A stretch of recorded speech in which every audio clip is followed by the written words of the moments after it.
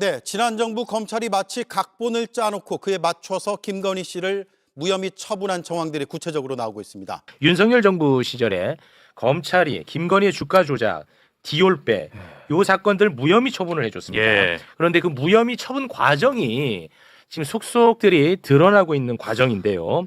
이창수 서울중앙지검장이 2024년 5월 11일에 취임을 해요. 예. 2023년 5월 15일 네. 취임을 해. 근데 그 직후 중앙지검장이 취임한다. 근데 그 직후 김건희 불기소 문건이 작성이 돼. 아이고. 조사도 하기 전이야. 이미 답이 정해져 있어. 미리 결론 만들어 놓고. 아유, 진짜. 7월에 김건희 출장 조사하고 예. 10월에 무혐의를 하는 겁니다. 그거 한번 그 타임라인 한번 좀 보고 갈까요? 네, 2024년 5월 15일 이창수 중앙지검장으로 취임을 하는데요. 예. 얼마 뒤에 불기소 문건이 작성이 됩니다. 그리고 7월 20일에 김건희 이제 그 황제 출장 조사를 하죠. 컬검. 그렇습니다. 그리고 10월 1일에 디올백 무혐의 결정이 나오고요. 10월 17일에 도이치모터스 주가 조작 무혐의. 그러니까 답을 이미 딱 정해놓고 아, 진짜 말이 안 돼. 저렇게 한 거야. 예. 그러면 그 답을 정해놨던 그 불기소 문건에는 어떤 내용이 들어가 있는지 주요 내용만 한번 살펴보겠습니다. 자, 시세 조정에 계좌가 이용된 것은 맞지만 주가 조작에 대한 인식이 없었다. 조사도 하기 전에. 그렇습니다. 와. 증거가 불충분하기 때문에 혐의가 없다. 그런데 이 문건에는요. 김건희를 조사도 하지 않았는데 김건희가 이렇게 진술할 예상 진술 내용까지 포함이 다 돼 되어 있었던 있습니다. 거야. 이놈들은 정말 나쁜 놈들이야. 드라마 각본을 쓴 거죠. 그렇습니다. 근데 지금 특검은 전 문건을 작성한 사람으로 지목을 누군가를 했어요. 당시 도이치 수사팀에 있었던 사람인데 예. 전 공주지청장 A 부장검사라는 거예요. 예. 특정까지 했더라고요. 네. 예. 아니 저 파일이 발견됐으면 특정이 가능하죠. 근데 행여나 또 저 특정 안 돼가지고 또 이거 유야무야 될까봐 저는 그게 좀 걱정이 돼가지고 제가 이걸 한번 콕 집었는데 당연하다고 말씀을 해주셨네요. 고맙습니다. 네. 그런데 요거 봤더니 당시에 요거 네. 만들었잖아. 요거 만들어가지고 수사팀이 또 있을 거 아닙니까?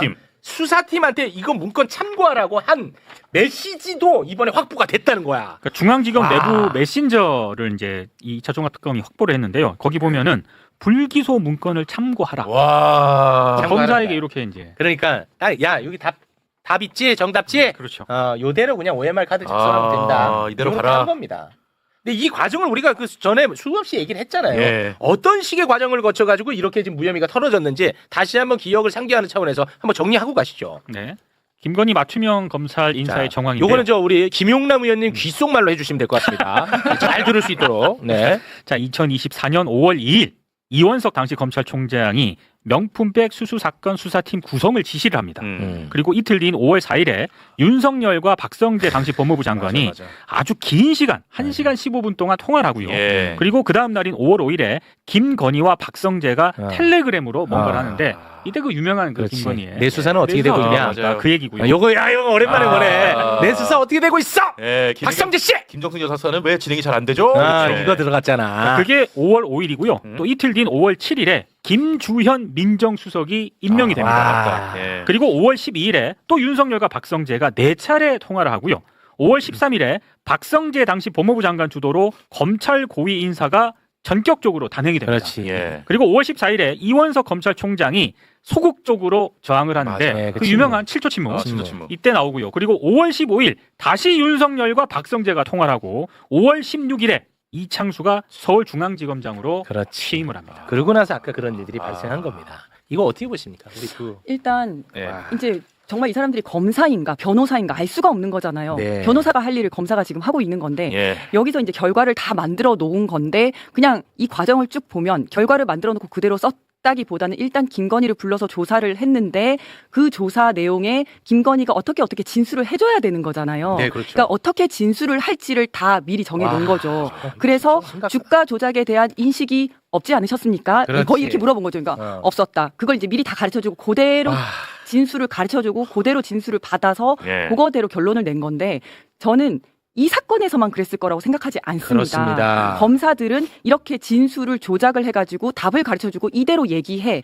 그러면 너를 기소하지 않겠어. 이런 걸 굉장히 많이 했을 거예요. 네. 이게 수사와 기소가 결합된 이 가장 문제점이 이런 건데 연어 술 파티도 결국은 다 똑같은 맥락입니다. 네. 내가 뭐라고 한 진술을 알려줄 테니까 그대로 대답해. 그러면 너 기소유예해줄게 아니면 뭐 불기소해줄게 이렇게 가는 거거든요. 그렇죠. 그건 이제 하나가 다른 거는 내 가족은 빼주는데 그렇게 활용한 그렇죠. 거고 네. 내 적은 잡아넣는데 그렇게 활용한 그렇죠. 거고. 네네. 이 공통점은 뭐냐면 진술을 가르쳐 준다는 거예요. 그렇습니다. 미리 그러니까 사실은 진술을 받아서 그걸 보고 수사하고 그 결과에 따라서 기소 여부를 판단을 해야 되는데 야 이거 기소 가야 되겠다. 이러면 수사부터 진술을 쫙 만들어서 요대로 해라라고 하는 거고 불기소로 가야 되겠다. 이러면 여사님께서는 요렇게 진술하시면 됩니다라고 지금 한 건데 후자가 지금 그대로 나온 거예요. 나왔잖아요. 네, 그대로 나온 거고. 그렇다면 지금 이제 여기에 대해서 직권남용하고 허위 공문서 작성으로 지금 이제 수사가 되고 있습니다. 네. 근데 이게 딱 떨어지는 게 사실은 법 왜곡죄거든요. 아, 이런 왜곡죄. 것 때문에 오. 법 왜곡죄가 있어야 하는 겁니다. 아, 그래요? 그러나 안타깝게도 어. 법 왜곡죄가 시행되기 전에 있었기 때문에 법 왜곡죄를 적용할 수가 없습니다. 소급이 안 되니까. 소급이 안 됩니다. 아, 그래서 그래요? 어떻게든 직권남용과 허위 공문서 작성을 이렇게 엮어가지고 한번 해봐야 되는데 예. 사실은 이거야말로 검사가 피해자에게 부당하게 이익을 주기 위해서 의도적으로 법령을 적용하지 않은 거잖아요. 그렇기 때문에 이게 법 왜곡죄인 거고요. 아. 그래서 여기서 왜 법 왜곡죄가 필요한지가 다시 한번 드러나는 그러네. 겁니다. 그리고 만약에 수사와 기소가 분리가 된다면 어떻게 될 것인가? 지금 여기는 수사도 기소도 전부 다 이제 검사가 다 가지고 있기 때문에 네. 그냥 본인이 수사한다고 불러서 기소까지 불기소까지 일사천리로 그냥 끝을 내버렸습니다. 그렇습니다. 그런데 수사 기소가 분리가 된다면 음. 뭐 경찰이든 뭐 어디든 다른 기관에서 수사를 하고 또 검찰에서 기소 여부를 판단을 하겠죠. 네. 물론 이것도 대통령이 다 주물럭주물럭 할 수는 있습니다. 하지만 그러려면 시간이 훨씬 더 많이 걸리고 지금처럼 훨씬 더 많이 공개가 됐겠죠. 그렇겠죠. 지금처럼 아무도 모르고 있다가 이제야 나오는 게 아니라 네. 경찰에서 삐죽하고 나올 수도 있고 그 중간에 계속 이야기가 나올 수가 있고 예. 어쨌든 일사천리로 가는데 많은 방해가 됐겠죠. 그래서 권력을 계속 나눠야 하는 거고요. 그래서 만약에 이런 게 있으면 언론에서도 경찰이 만약 수사를 했다면 기소 의견으로 송치했다. 그렇죠. 그게 굉장히 중요한 여론이거든요. 그렇죠. 네, 네. 네. 그렇게 되는 거고 또 여기 보니까 공주지청에 있는 검사가 네. 중앙지검 수사에 참여한 걸로 나오는 거잖아요. 예. 거기 그 수사팀에 뭐 있었다고만 제가 보도로 봤는데 맞습니다. 거기 수사팀에 있다가 대구로 간 건지 가는- 대전으로 간 건지는 제가 잘 모르겠어요. 그거는 제가 전후 이제 관계는. 보도를 보니까 네. 수사팀에 있다가 공주지청으로 갔는데 간 이후에도 계속해서 수사에 관여를 한 걸로 그게 나오거든요. 나와요. 근데 이번에 공소청 법에서 직무 관할, 직무 위임, 사건 임계 등에 있어서 검찰총장의 재량권을 축소했잖아요. 축소하도록 바뀌었거든요. 맞아요. 네. 그렇다면 이렇게 쉽게 할 수가 없는 이런 거죠. 장난이지 못하는 거죠. 네네. 네. 그래서 지금 우리가 뭐 사법개혁을 하고 검찰 개혁을 하는 것들이 이런 일들이 벌어질 가능성을 줄이는 방향으로 그렇습니다. 사법개혁을 한 거다. 검찰 네. 개혁을 한 거다. 아. 이렇게 생각을 해볼 수 있을 것 이 같습니다. 검찰청은 없애야 돼. 이거 심각합니다, 무조건 진짜. 없앤다. 이게 뭐야, 내가 이게. 어떻게 해서든 진짜 10월까지 없앤다. 다 없어지기로 했는데 뭘 없애 본인이 다 결정됐는데 뭘 본인이 본인이 한 없앤 것처럼. 아니 뭘 그렇게 아쉬워해요. 이제 그만 미련 버리세요. 아니 아쉬운 게 아니고 본인의 무슨 그 노력에 의해서 업적인 결과물이 것처럼. 나올 것처럼 뭐 죄송합니다. 사기는 치지 말아야지. 아니 볼 때마다 너무 화가 나가지고. 아, 이거 아니 이거 심각하네, 너무 진짜. 심하잖아. 이게 뭐예요, 이게? 이거는. 아니 그런 짓 하다가 망한 거죠. 맞아요. 아니 근데 그런 짓 예산 하다가 망한 지수를 거야. 미리 썼다는 거는 아예 김건희를 조사도 안 했을 가능성도 있는 거 아닐까요? 아니 그러니까 이게 이제 황당한 짓을 한 건데 사실은 예상 질문은 미리 작성하는 경우가 꽤 그렇죠. 많아요. 뭐할수 있죠. 쭉 미리 네. 질문은 만들어 할수 놓는데 예. 이게 아까 직권남용하고 허위공문서 작성 말씀하셨는데 이 불기소장을 미리 작성했다는 얘기는 사실은 이런 취지로 진술하라고 답을 알려주기 위해서 작성했을 네. 거 아니에요? 그렇겠죠. 그러면 결국에 그거는 김건희 측으로 넘어갔다는 얘기잖아. 이러면 이게 직무상 비밀 누설 혐의가 거의 있을 확률이 매우 네. 높아요. 네. 왜냐하면 적어도 김건희 측의 변호사한테는 주고 야 요렇게 해야지 그 와서 저 답변하는데 이상한 소리 뻘소리 하면 이거 안 맞아. 아구 안 맞아. 네. 이랬을 거 아니야. 그러면 직무상 비밀 누설 혐의도 짙죠.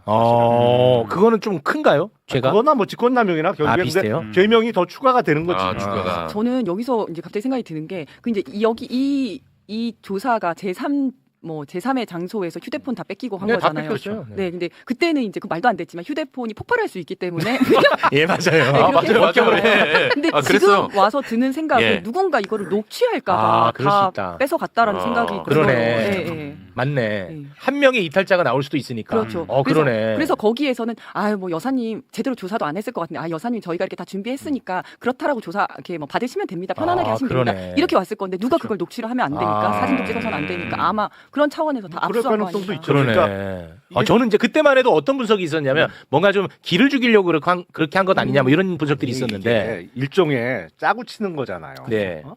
근데 그렇죠. 미리 답을 알려줬어. 음. 근데 그것도 머리 나쁘면 알려줘도 못해. 그대로 못 써. 맞아요, 맞아요. 까놓고 맞아요. 얘기해서. 네, 알려줘도 못해. 네. 네. 그래갖고 했는데 엉뚱한 얘기를 해. 맞아, 맞아. 근데 만약에 누구 하나 수사팀에서 야 이거 내가 정의를 위해서 녹음을 해야겠다 그렇지. 해놓으면 실제로 진술한 내용하고 조서에 적힌 내용하고 다를 수밖에 아. 없잖아. 어. 거기서 그 뻘소리를 했어. 그렇지. 그 조서에 그대로 적어야 되는데 그렇게 적으면 무혐의를 털어낼 수가 없잖아. 그렇죠. 근데 그래서 조서는 뭐라고 떠들든 하던 대로 하려고 했던 대로 정리를 했는데 녹취 파일에 김건희가 그때 그렇게 진술 안 했는데 이러면 뺏어야겠다. 난리 난단 말이야. 핸드폰 예. 뺏어야겠어. 그런 리스크가 있었던 거죠. 네. 그리고 이자들이 진짜 나쁜 게 무혐의 발표 딱 해버렸잖아. 예, 예. 발표를 하고 나서 이게 또 재수사가 될 거를 염두에 두고 그렇죠. 다시 그 수사 보고서를 또 수정을 했더라고. 수십 차례 수정을 했어요. 어. 무혐의 결정 후에 수사 보고서의 날짜나 이거를 예, 날짜를. 사실은 소급해서 기재해 놓은 거죠. 예. 그건 허위 공문서 허위 작성. 아, 그거 허위 공문서예요? 그게 허위 네, 아, 네, 이거 네. 중요한 포인트였구나. 네. 오. 그러니까 예를 들어서 아, 허위 공문서. 10월 달에 처분을 했어. 무혐의 결정을 했어. 근데 야 이거 조금 보완해야겠는데 수사 기록을. 그래서 11월 초에 불기소 처분을 내리기 전 날짜로 예를 들어서 9월 마지막 날 작성된 수사 보고인 것처럼 내용을 막 쳐갖고 수사 기록에 끼워 넣었어. 아. 그건 허위 공문서죠. 네. 예. 아, 진짜 나쁜 아, 자들입니다. 너무너무합니다. 진짜 무조건 너무해요. 검찰청 없어져야 됩니다. 예. 결국 모든 것이 거대한 각본이었음이 드러나고야 말았습니다. 검찰은 김건희 씨를 소환하기도 전에 이미 무혐의 결론을 내린 문건을 완성해두었다는 충격적인 정황이 포착됐습니다. 심지어 수사보고서 날짜까지 사후에 조작하며 알리바이를 맞춘 정황은 준사법기관의 존재 이유를 스스로 부정한 꼴 아니겠습니까? 사실상 수사가 아니라 면죄부 헌정식을 준비했다는 비판을 피하기 어려워 보입니다. 특검은 이제 이 조작극의 정점에 있는 윗선이 누구인지 명명백백히 밝혀내야만 합니다. 이 영상에 공감하셨다면 구독과 좋아요 정중히 부탁드립니다.